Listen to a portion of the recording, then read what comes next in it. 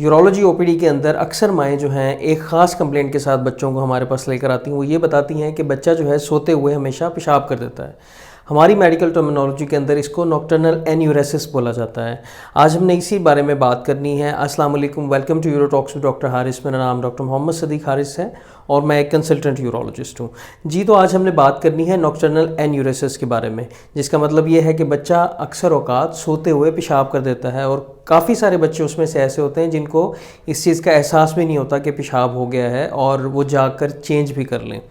تو کافی سارے بچے لیکن جو ہے وہ اس وقت اٹھ جاتے ہیں. کچھ پیشنٹس کے اندر ایک سے زیادہ مرتبہ بھی رات کو پیشاب نکل جاتا ہے کپڑوں کے اندر. تو یہ کافی زیادہ ڈسٹربنگ بات ہوتی ہے پیشنٹ کے لیے بھی، بچوں کے لیے بھی اور ان کے پیرنٹس کے لیے بھی. عمومی طور پر 5 سال سے کم بچوں کے اندر تقریباً 15% پیشنٹ ایسے ہوتے ہیں جن کے اندر یہ جو ہے بیماری دیکھنے میں آتی ہے. اس کے علاوہ 7 سال کی عمر ہوتے تک اس کی جو شرح ہے وہ کم ہو کر 15 سے 10 پر آ جاتی ہے، اور جیسے جیسے بچہ بڑھتا ہے اس طرح اس بیماری کا ریشو جو ہے وہ کم ہوتا جاتا ہے. اور عمومی طور پر ایسی بیماری جو ہے یہ ایڈلٹ ہوڈ یا بلوغت سے پہلے سیٹل ہو جاتی ہے. بہت اہم سوال پیدا ہوتا ہے وہ یہ کہ اس کی کیا وجہ ہوتی ہے.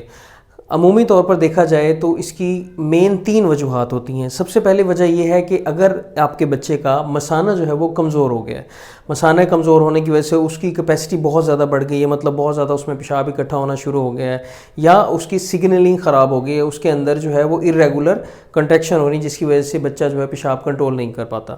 دوسرے نمبر پہ عمومی طور پر رات کو جیسے ہی رات ہوتی ہے، خاص طور پر سوتے ہوئے ہمارے دماغ سے ایک ایسا ہارمون نکلتا ہے جس کے نتیجے میں پیشاب کی جو پیداوار ہے وہ کم ہو جاتی ہے، اور سوتے ہوئے ہمیں یہ دیکھنے میں آتا ہے کہ پیشاب جو ہے وہ کم ہو گیا. لیکن کچھ بچوں کے اندر ایسا جو ہارمون جو میں نے بتایا ہے آپ کو، جسے ADH ہارمون بولتے ہیں، اس کی کمی ہو جاتی ہے.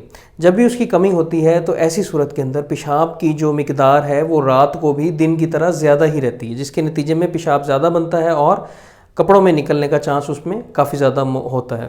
اس کے علاوہ تیسرے نمبر پر جو اہم وجہ ہے وہ یہ کہ جب بھی آپ کے دماغ کو سوتے ہوئے سگنل آتا ہے کہ پیشاب کی وجہ سے مثانہ بھر گیا ہے، تو دماغ کو سگنل جاتے ہیں، آپ کی نیند جو ہے وہ اس میں خلل آتا ہے اور اٹھ کے آپ پیشاب کر لیتے ہیں. کچھ بچوں کے اندر اس طرح کی سگنلنگ جو ہے وہ برین کی نہیں ہوتی، مطلب جو مثانہ ہے وہ دماغ کو سگنل نہیں بھیجتا کہ اس کی جو ہے وہ فلنگ ہو گئی، کیپیسٹی فل ہو گئی ہے، اور الٹیمیٹلی بچہ جو ہے وہ پیشاب بستر میں ہی کر دیتا ہے. تو عمومی طور پر 3 بڑی وجوہات یہی ہیں جس کے نتیجے میں نوکٹرنل اینیوریسس کا سامنا کرنا پڑتا ہے. اور اب بات آ جاتی ہے کہ ہم کیا کرتے ہیں. جب بھی پیشنٹ ہمارے پاس آتا ہے تو ہم اس کی ہسٹری لیتے ہیں، اس کو اچھی طرح ایگزامن کرتے ہیں. ایگزامینیشن کے اندر اس کی ساری پخانے والی جگہ کو اچھے طریقے سے معائنہ کرنا ہوتا ہے، ٹانگوں کو اچھی طرح معائنہ کرنا ہوتا ہے، یہ دیکھنے کے لیے کہ مثانے کی کمزوری کے ساتھ کہیں بچے کو اعصابی کمزوری یا پٹھوں کی کمزوری تو نہیں ہے.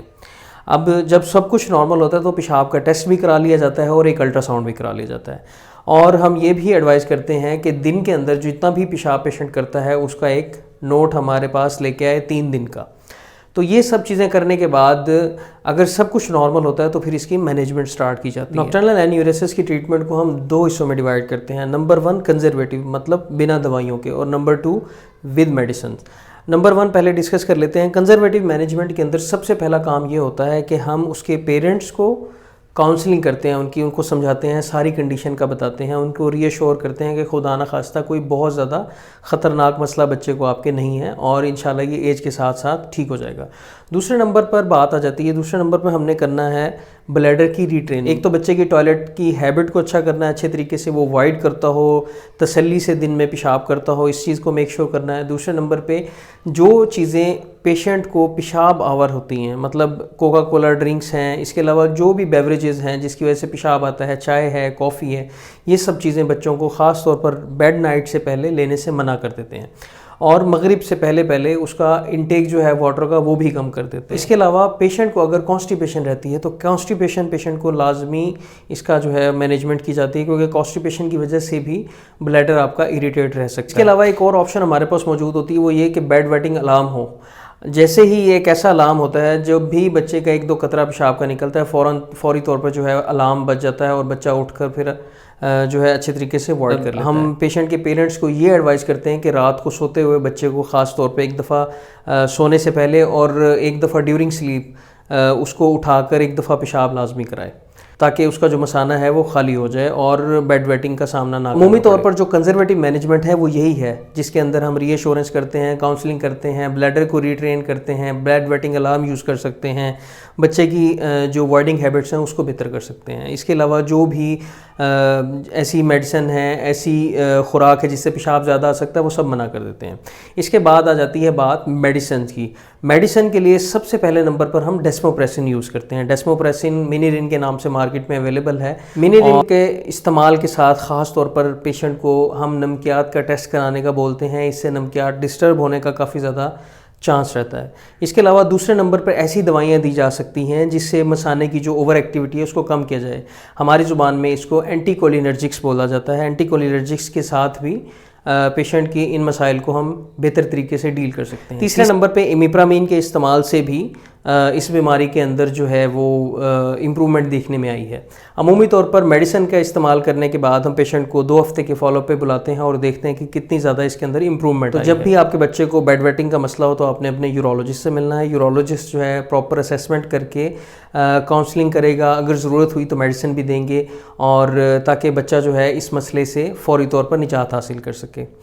یہ آج کی ویڈیو تھی۔ آئی ہوپ آپ کو ویڈیو پسند آئی ہوگی۔ اسی طرح ہیلتھ سے ریلیٹڈ کانٹینٹ دیکھنے کے لیے میرے چینل کو لازمی سبسکرائب کریں۔ اپنا بہت خیال رکھیں۔ اللہ حافظ۔